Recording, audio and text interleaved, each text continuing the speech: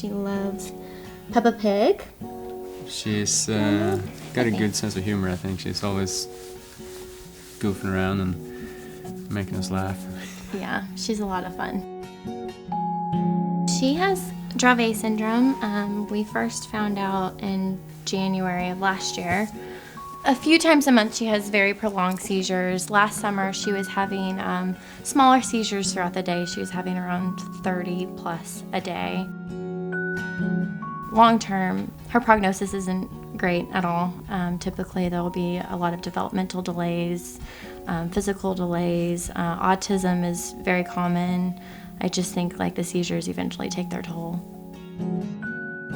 I'd say probably 2 to 3 times a month we're in the ER. Last year there was a few that stopped on their own, but majority of them just keep going until they get to the ER.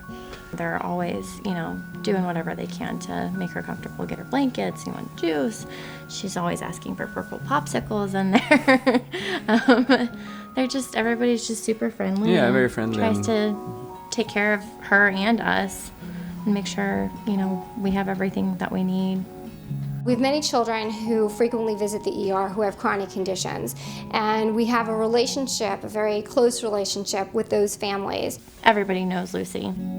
Natalie has really facilitated educating the staff over there with her disorder and the best plan of action and, how to manage her situation. Prior to the child even arriving, we are ready and they are standing so that there's no delay in care. And that's so important, especially with the children who have chronic conditions, that they need their treatments very, very expeditiously.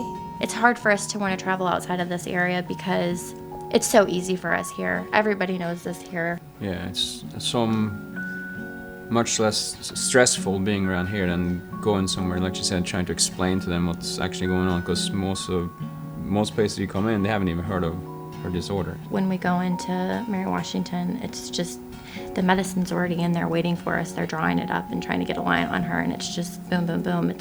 It's a done deal.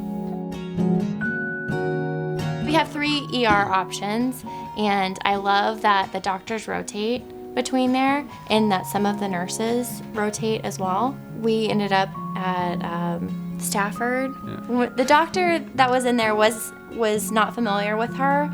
There was 2 nurses that were in there that knew who she was, and they were just like, how do you not know Lucy? And they're just filling in all the blanks. They're like, we need to do this, this, this, and this, and, just explaining about her situation, and it was just, it's just such a relief. No, I mean, it just shows that they really care, and it makes us feel good to know that they're actually, they do whatever they can to help her out. I just feel like they've really become a part of, our family. Her neurologist says she's an anomaly at this point because she's just so smart and, keeping up with her peers. I really hope that she'll have a normal as it can be, I guess, childhood and not have any delays. Long term, I just hope we can all find a way to manage this and be happy, I would love for her to live a normal life, and we'll give her every opportunity that we can to provide that for her. But, whatever happens, we'll be okay. We'll be happy. She's amazing.